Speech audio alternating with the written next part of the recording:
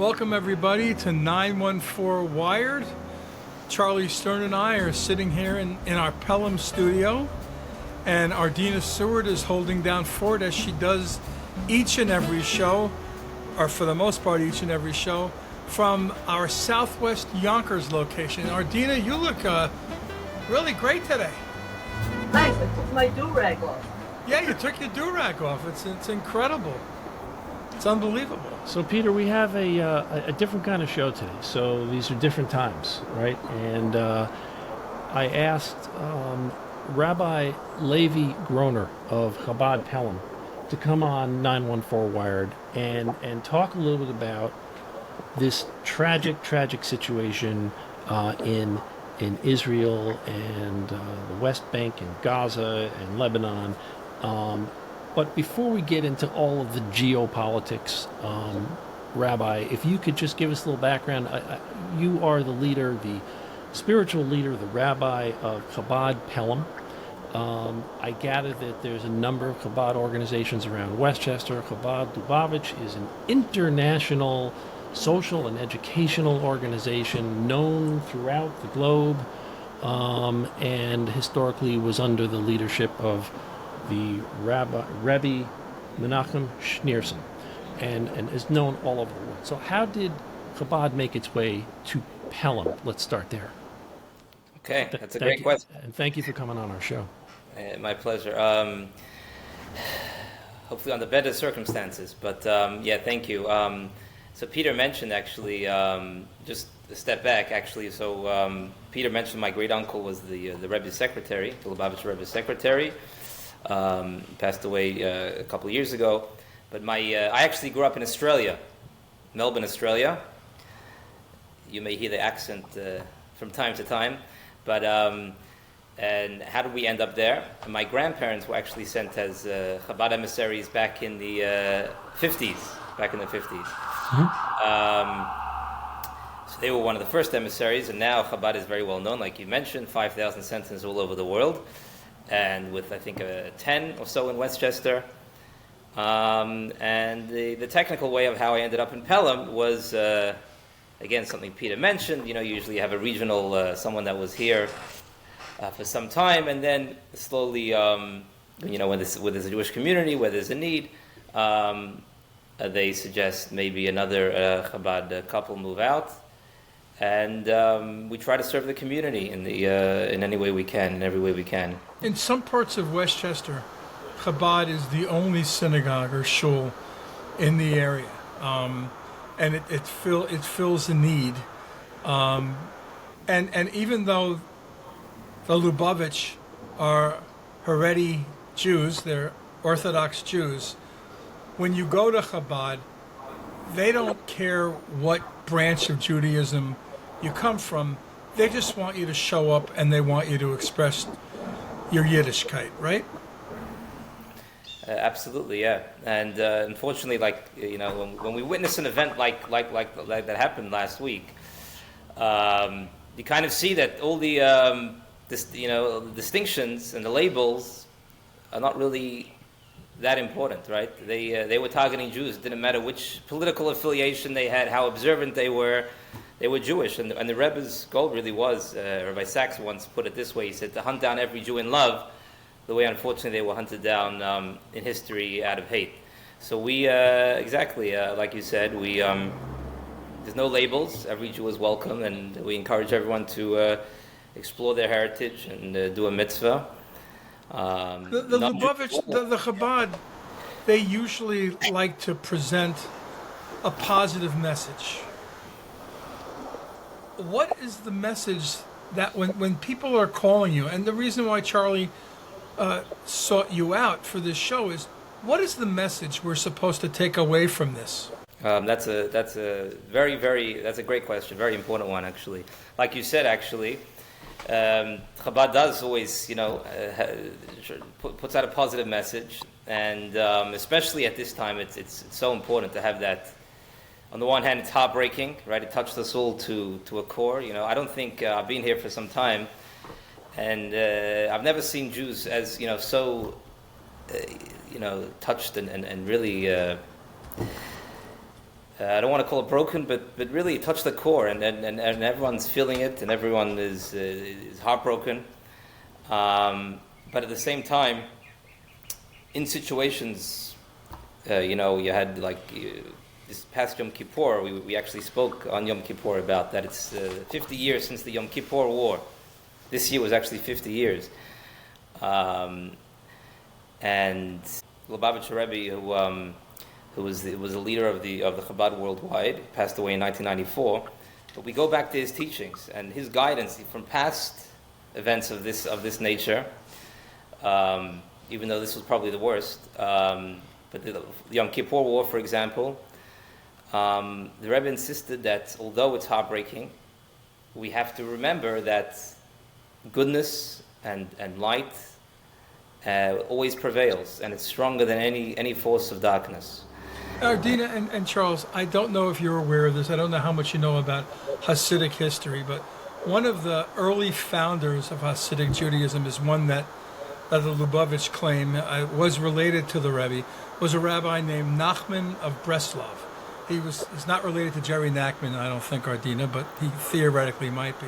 And he was someone who espoused positive messaging no matter what. And he died of tuberculosis in the Ukraine when he was 38 years old, in the early 19th century.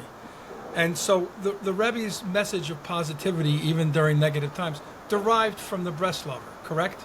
I don't know. I mean, I'm sure it was inspired also by the Breslover, but I mean, the Rebbe himself, it's not out of naivete, No. If you see the correspondence of the Rebbe himself was a Holocaust survivor. He lost family members in the Holocaust, so he was very well aware. And the Rebbe, the Rebbe was someone that deeply cared for every single person, Jew and non-Jew alike. Really, his whole life was driven to spread goodness and love, and every person that he called an olam maleh in Hebrew. Every person is a whole world, and when there's a loss of this nature, it's heartbreaking. But at the same time, the Rebbe staunchly believed in that goodness and it is going to prevail and will, and it's stronger. But I think the message is, and we're going straight to the message, but I think this is the most important thing. The message is that we're all in this together, and we can't take a back seat. We all have to contribute to light overcoming the darkness. We all have to be not spectators, but active participants in making that happen. Ardina. But how do you overcome this? It sounds very general. But how do you overcome anti-Semitism? How do you overcome this specter of hate that has generated this whole event?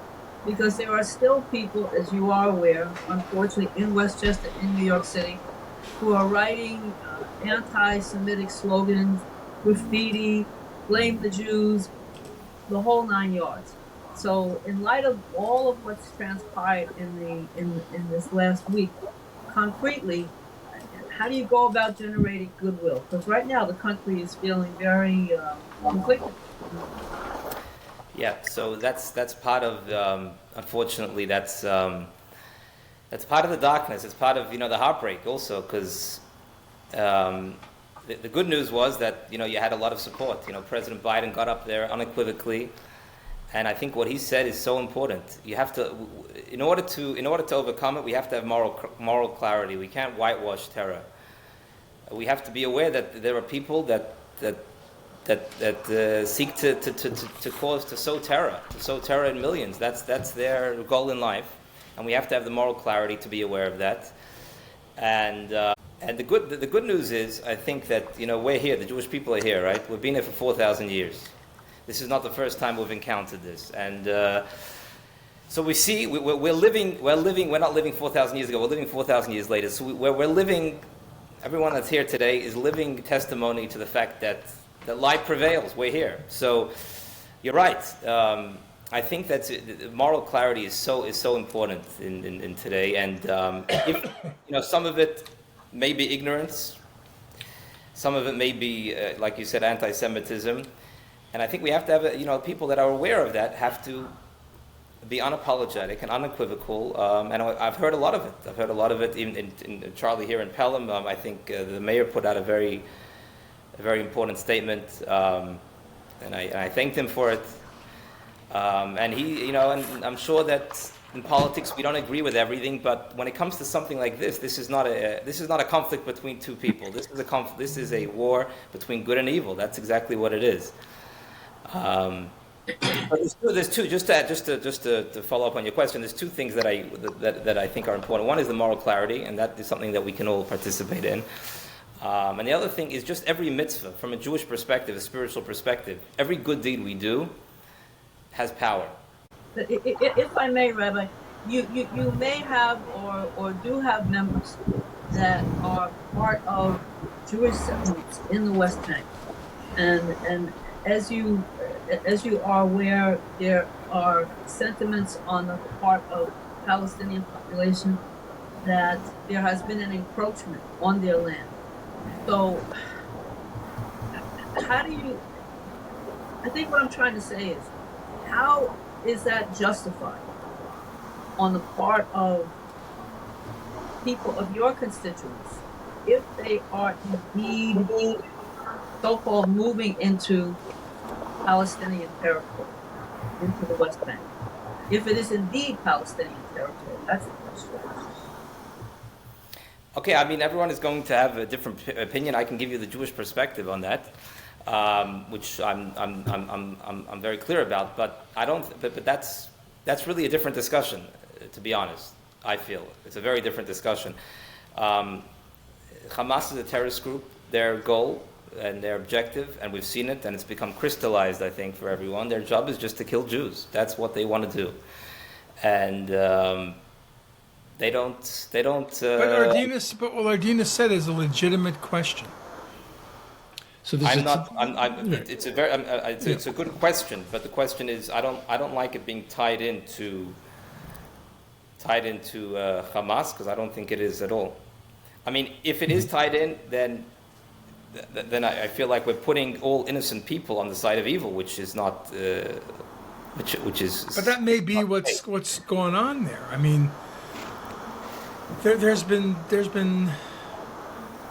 wrong done on both sides of this, and when the Netanyahu government decided that they were going to start populating areas that, since the foundation of the state of Israel, they were leaving for the Arab population, and then they started moving into the West Bank, and they started getting closer to Gaza.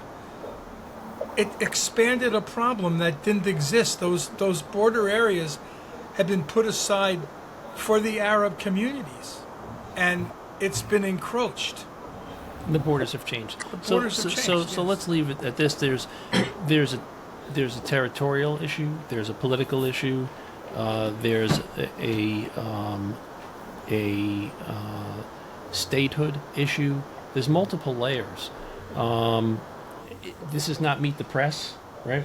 And the rabbi is not the Secretary of State. We don't expect you to have, but you could be, resolution to all of these questions. But I guess the question I would have is,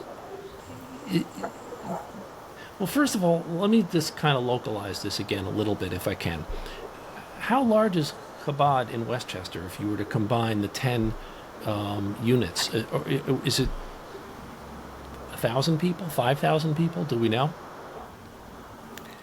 How many people? It's a hard question because of what Peter mentioned before. Because we're not membership based, so we try to serve everyone in every way. So. For example, we have different holiday events, and you can have a certain number of people that attend them, and then, a regular Shabbat might only have a few people, so it's not really membership-based. Understood. And I should mention, certainly Chabad Pelham, which I'm familiar with, very community-oriented. There's a lot of public events every year. Well, I'm sure you're aware, I assume you're aware, while there is an umbrella organization, each Chabad is self-supportive. So one of the reasons why they're community-based is, in order for them to exist in the community, they need help. Yeah. with funding in every community where they're based, because the youth organization or the Chabad organization doesn't have unlimited resources. All these 5,000 placements are self-sustaining, and that plays a role, does it not? Peter, you know a lot. Peter knows stuff. You're right. You are right. You're correct. That we're all united in trying to serve the community, but the funding, right, is local. You have to. I guess it makes it a challenge, but it's also a good thing, because you got to. I once heard, right, the more good you do, the more you, the more help, more assistance you'll get. So you got to keep on. But it can be a challenge, right? The funding is. We have to work on that ourselves. Yeah. I do find it interesting, though, that in some parts in the area that we live in, that were traditionally closed off to Jews and blacks. You got Bronxville. There's no Chabad in Bronxville. There's a Chabad in Pelham. There were codicils and contracts in Pelham Manor where you could not sell to Jews. There's a Chabad either in Darien or New Canaan. Mm-hmm. They have a menorah in one of those two communities for Hanukkah, to places where they made movies about the anti-Semitism in these areas, like Gentleman's Agreement with Gregory Peck was about, I think, Darien, and yet there are Chabads in those neighborhoods. How do you choose a place like Pelham? I have the same question. No, but that's the good news. Like you said, that's the good news. Speaking about anti-Semitism, there's a lady actually that lives around the corner, not far, and she was telling me, as a kid, she took maybe the wrong train to Bronxville, and she was told to head right back. She said, "You don't belong here. You're Jewish." So we've come a long way. People are. I've been welcomed here. People are very kind, and so there's a lot of good news as well. Yeah. Do you see yourself, Rabbi? Does Chabad see itself as part of the entire community, or just the Jewish community overall? I mean, do you do mitzvot in African American communities, Latin American communities, or is it strictly for Jewish communities? That's a great question. If you would ask that question, typically, on a regular basis, we're probably more involved in the Jewish community. But actually, going back to the Rebbe, our philosophy really is that every single individual plays a central role in God's world, in Hashem's world. And the Rebbe encouraged us to teach their cert for the entire world, not just. And you don't have to be Jewish to observe that. We're not trying to encourage people to become Jewish, but there are mitzvot of justice and humanity which are really important for every single human being. And the Rebbe wanted us to spread that message. Jews and non-Jews alike should spread that message. And I would say that if we were living in a world that everyone was observing those Noahide laws, it's actually this week's Torah portion, right? Noah and the Ark. Noahide laws, then we would be living in a very peaceful and just world. Is this not what Hillel said? To recite the meaning of Torah for as long as you can stand on one leg, and what was the answer? Do unto others as you would have them do unto you. I think that's the basic philosophy. Am I right? Yeah. I mean, there's actually 7 Noahide laws. The interesting thing about the Noahide laws is one of the ideas. I mean, it's probably for another discussion, but one of the ideas is belief in God. In other words, in order to ensure our morals and values, and not to justify certain behaviors, because unfortunately in history we've seen that most terrible behaviors have been justified, and the only way to ensure they're not justified, that terrible behavior is not justified, is if our foundation is that God says, for example, murder is not okay. Under any circumstances, murder is not okay. So, but that's probably for another time to talk about. But that's one of the ideas of the Noahide laws, is in addition to being, laws of justice and goodness to each other, is also that it's based on the understanding that God said that certain things are okay and certain things are not okay. What are the biggest misconceptions that people have about Jews, because there's a lot of anti-Semitism out there. What is the biggest misconception in your opinion? What would you say? The biggest misconception. What would you say? I mean, it would take another show. Yeah, I think there's a lot of them. I think there are stereotypes, there are misconceptions, there are misplaced feelings, but Ardina's onto something. Something is wrong because there's a tremendous hate problem. We see it in the United States, and it's local, and it's national, and it cuts across the board. It's not, and it's certainly not new, but. If I'm to believe the statistics that we hear, there's an uptick in these kinds of hateful incidents against Jews, notably the thing that happened in Pittsburgh a couple of years ago, and there's been others. Poway, California. Yeah, I mean, I believe the statistics that was a Chabad. Yeah, I believe the statistics are that the anti-Semitic incidents are the largest. Right. I believe, It's north of 50. Well, it's like 55% of all the hate incidents are against Jews. But there's an easy way to explain it, Charlie. Yeah. You always blame an outsider or a perceived outsider for every societal issue. I mean, there's a line, there's a philosophy that if you don't have Jews, you have to invent them.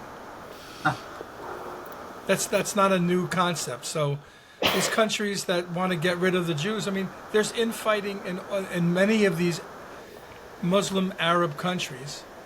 They don't get along with one another, Shiites and the Sunnis, so they have to invent enemies for the predominant group or the group that wants to be in charge. You have to blame the boogeyman, and it's easy to blame the Jews. We are small in number.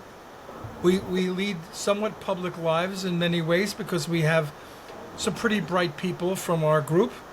We're aspirational in our communities. We want to be a part of those communities, and when we're publicly doing that, it's very easy to go after us because we are small in number, mighty in spirit, small in number. That's how I weigh it. There are some big complicated issues looming here. There are geopolitical issues, there are religious issues, there are territorial issues. And they're issues that have roiled on not only for 50 years, but even way, way further back than that.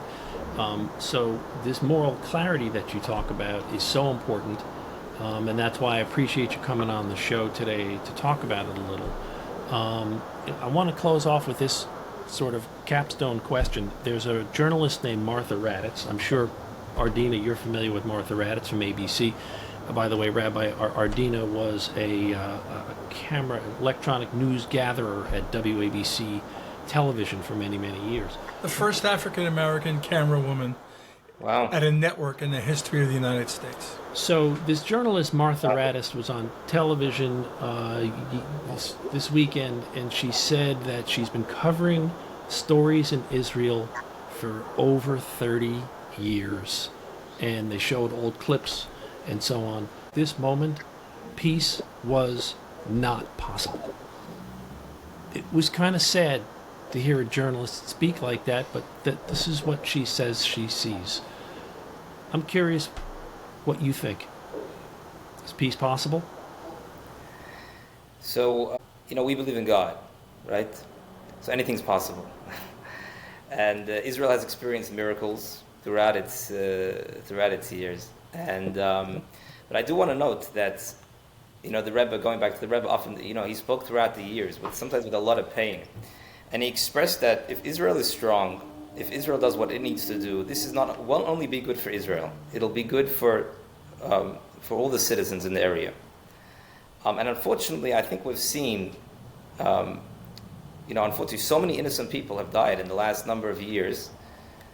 And a lot of that, unfortunately, sort of the Rebbe kind of said, if we whitewash, if we're not aware what we're up against, if we're not aware of the threat, then it leads not only to Israel being in danger, but really to all citizens in the area being in danger.